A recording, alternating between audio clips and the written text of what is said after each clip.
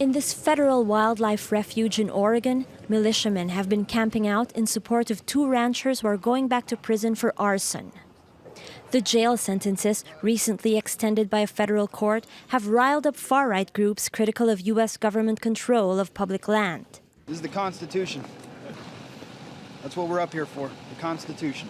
It is the people's facility, owned by the people, and it has been provided for us to be able to come together and unite in making a hard stand against this overreach, this taking of the people's land and resources. How long will you stay? As long as it's necessary.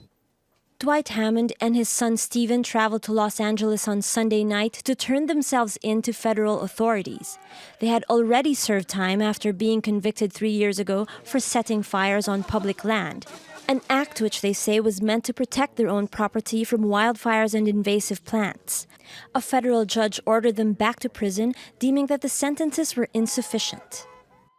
Disgusted over the ruling, protesters marched in the Hammonds' hometown of Burns on Saturday, and then occupied a building in the Malheur National Wildlife Headquarters. The armed group demands that the father and son be freed and said they will not budge until the land is turned over to local authorities. The Hammonds have distanced themselves from the protest and its leaders. The group is led by Ammon Bundy, whose father Cliven was involved in a standoff with the government in 2014. The Nevada rancher grazed his cattle on federal land with no permission and with armed supporters blocked federal officials from confiscating his animals.